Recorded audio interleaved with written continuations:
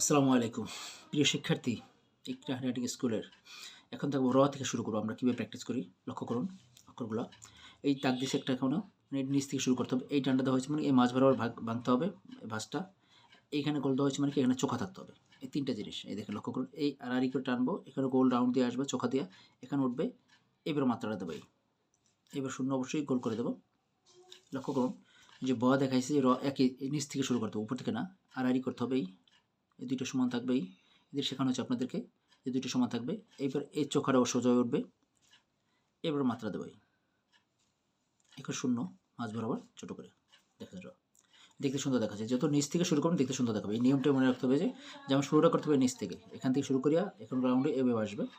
এই জন্য এই নিয়মটা খুব ভালোভাবে লক্ষ্য করবেন, কীভাবে নিয়ম দেওয়া হয়েছে সেটা লক্ষ্য করবেন। এবং এই প্রতিটা অক্ষর অবশ্যই হাত ঘোরাবে। লয়ের ক্ষেত্রে দেখেন লটা আমরা বলা হয়েছে এইভাবে দেখতে, এখান থেকে শুরু করে এভাবে উল্টো বেঁধে দেবেন। এই যদি গোল হয়ে আসবে, এই গোলটা যেন এই পর্যন্ত থাকে, এইটা শেষ মতো বড় থাকবে। দুটো সমান হবে না কখনই। আর এই দাগটা হয়েছে কেন, যে এটা 3 ভাগের 2 ভাগ নিচে ফাঁকা থাকবে। আর এই টানাতে বোঝাইছে যে উপরের এই প্যাড দুইটা যেন সমান থাকে, ছোটো বড় না হয়। এটা ফলো করতে হবে। এই লক্ষ্য করুন লটা লিখতেছি।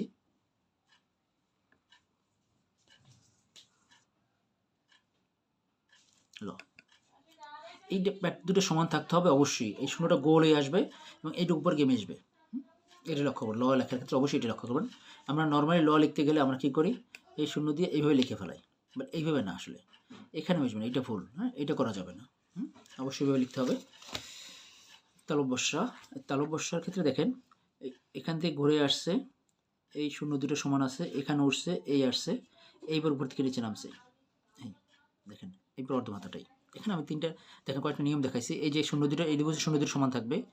এইটা দিয়ে বোঝা যাচ্ছে যে এই তালব্যস্যার এই দুইটা সমান থাকবে, অর্ধমাত্রা সমান সমান।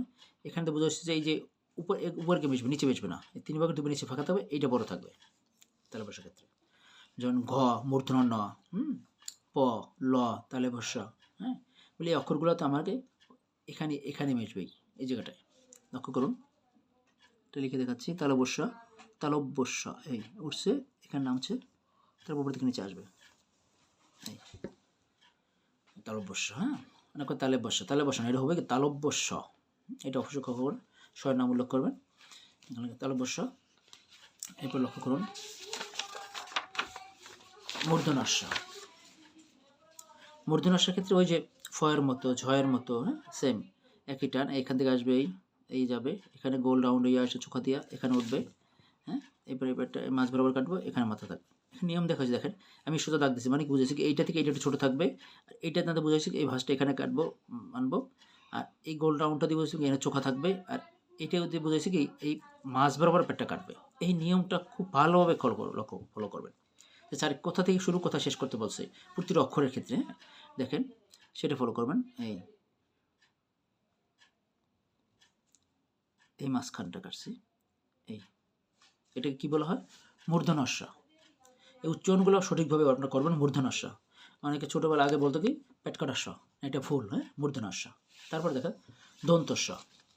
দন্তস্বটা এখানে বইয়ের মধ্যে এখানে লেখা আছে, বলে এইটার থেকে আলাদা লেখা। এই যশম স্যারের স দন্তস্ব, যশম লিখতেও দন্তস্ব আছে, বলে সেই যশম স্যার একটু এক্সেপশনাল আলাদা, সেটা হাত ঘুরে দেখাতেছি। এই এখান থেকে শুরু করে এই ময়ের মতো শূন্য না দিয়া এই একটা ঢেউ দেবেন বা রফলার মতো দিয়ে এখানে চোখা দিয়ে সোজা উঠবেন, তারপরে মাত্রাটা দেবেন দন্তস্ব। সেটা আমি দাগ দিয়ে বুঝেছি এখানে যে এইটার থেকে এটা যেন সমান হয় বা ছোটো ছোটো হয়, এইটা যেন এই পর্যন্ত নামে, এটা ওটা, আর এখানে চোখা হয়। এটা লিখে দেখাচ্ছি লক্ষ্য করুন। হ্যাঁ, আড়াআড়ি দেবো ময়ের মতো এই ঢেউ দিয়ে এখানে নিচে চোখা দিয়ে সোজা উঠবে। এই শটা শিখতে পেলে আপনাদের সবাই আপনাদেরকে প্রশংসা করবে যে এত সুন্দর স কীভাবে লিখছে। হ্যাঁ, মানে এই শটা যখন লিখবেন তখনই মনে পড়বে জসিম স্যারের স, দন্তস্ব।